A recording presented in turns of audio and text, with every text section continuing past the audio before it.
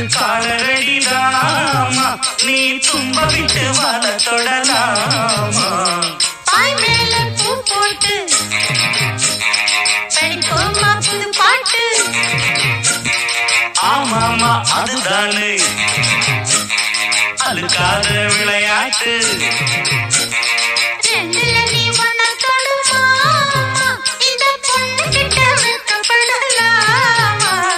ஜல்லிக்கட்டு காலரடிதாமா நீ தும்ப விட்டு வாழ தொடலாமா